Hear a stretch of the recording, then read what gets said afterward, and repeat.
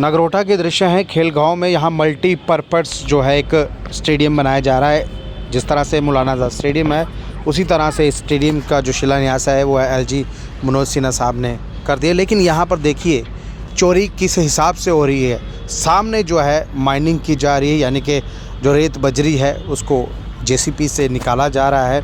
सबसे बड़ी बात, यहाँ स्पोर्ट्स के आला अधिकारी जो अफसरान थे हमने उनको भी ये चीज़ बताई उनके सामने, जबकि स्पोर्ट्स जो है उनका ऑफिस अंदर है, उनको सब कुछ पता है यहाँ पर क्या हो रहा है। उसके बावजूद भी उन्होंने इस चीज़ को नहीं रोका। देखिए कॉन्ट्रैक्टर को कॉन्ट्रैक्ट दिया गया है, बहुत बड़ा कॉन्ट्रैक्ट है, स्टेडियम बन रहा है, यानी कि करोड़ों के हिसाब से जो पैसा है वो हमारा जम्मू कश्मीर एडमिनिस्ट्रेशन जो है वो इनको दे रहा होगा।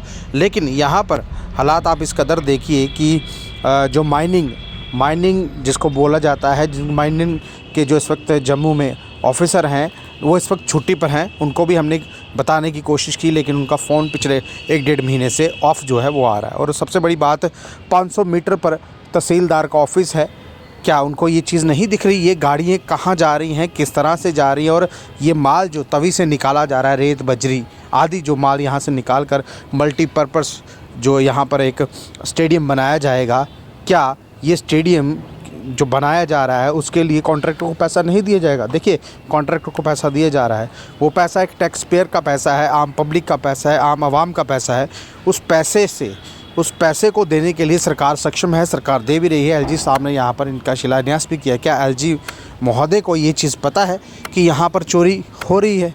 इस तरह से दिन दिहाड़े धड़ल्ले से जो चोरी हो रही है, कोई यहाँ पर पूछने के लिए इनको राज़ी नहीं है। मैंने पहले भी आपको बताया, स्पोर्ट्स जिस तरह से यूथ एंड स्पोर्ट्स सर्विस के अंडर ये स्टेडियम का काम लगा हुआ है, उनको भी ये पता है कि ये काम लगा हुआ है। उनके जो लोग हैं वो भी यहाँ पर कहीं ना कहीं मौजूद रहते हैं। 24 घंटे जो वो लोग हैं वो यहाँ पर मौजूद रहते हैं क्योंकि उनका ऑफिस ही अंदर है।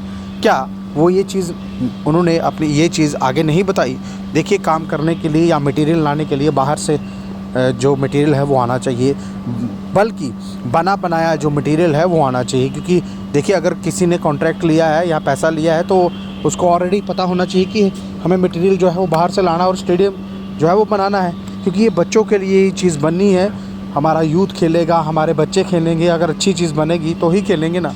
जब यहाँ से ही माइनिंग कर ये चीज़ बना रहे हैं, जब तवी का लेवल, मैंने पहले भी आपको बताया, अगर तवी का लेवल पानी बढ़ गया जहाँ से ये माइनिंग कर रहे हैं, क्या वहाँ पर पानी खड़ा नहीं होगा? अगर वहाँ पानी खड़ा होगा, गारंटी क्या है वो पानी स्टेडियम के अंदर नहीं आएगा।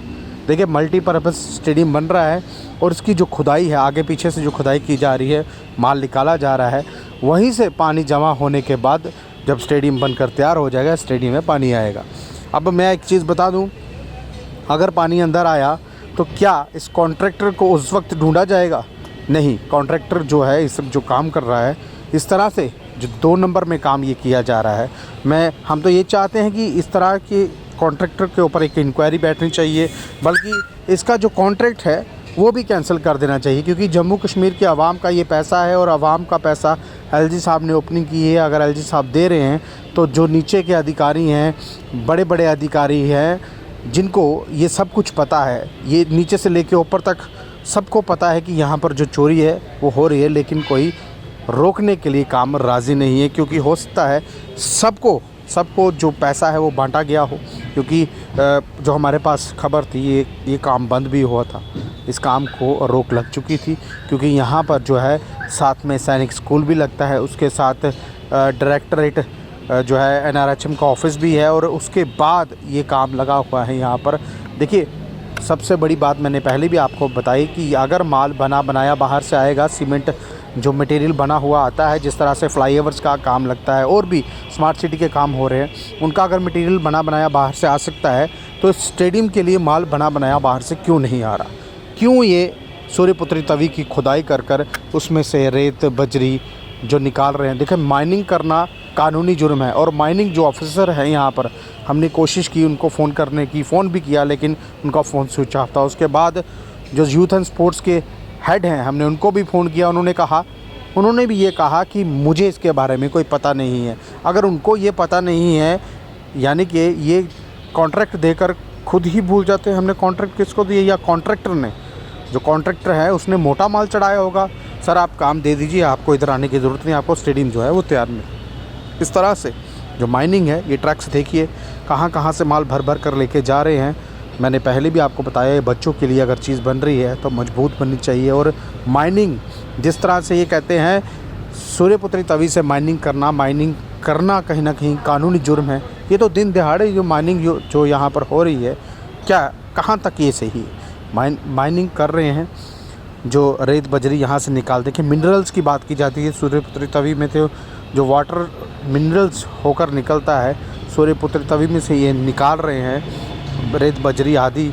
और दिन दिहाड़े ये काम लगा हुआ है, बहुत काम जम्मू शहर में लगा हुआ है। लेकिन जो भी मटेरियल आ रहा है वो बना बनाया मटेरियल आता है। अगर बना बनाया मटेरियल लाएगा ना डस्ट उड़ेगी और ना ही यहाँ पर कोई प्रॉब्लम्स होगी, क्योंकि बच्चों के स्कूल भी आगे पीछे हैं।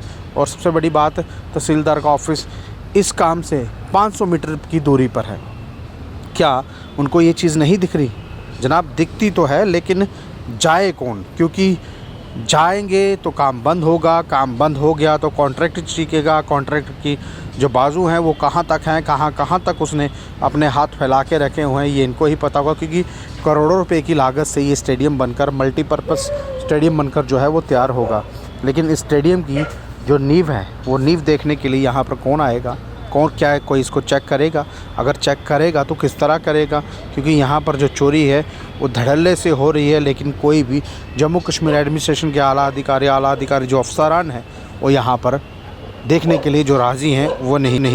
क्या इस तरह से कहा जाता है कि फ्री एंड फेयर सरकार चल रही है? ये सरकार जिस हिसाब से एलजी साहब कहते हैं जम्मू कश्मीर में करप्शन नाम की कोई चीज़ नहीं है। जनाब ये करप्शन आपको सामने दिख रही है, किस तरह से चोरी की जा रही है। कौन इस काम का कॉन्ट्रैक्टर है? क्या उस कॉन्ट्रैक्ट को पकड़ेंगे? और सबसे बड़ी बात, ये सामने जो दृश्य आपको दिख रहे हैं ये छुपाने की बात नहीं है, दिन के दृश्य आप देखिए किस तरह से माइनिंग हो रही है।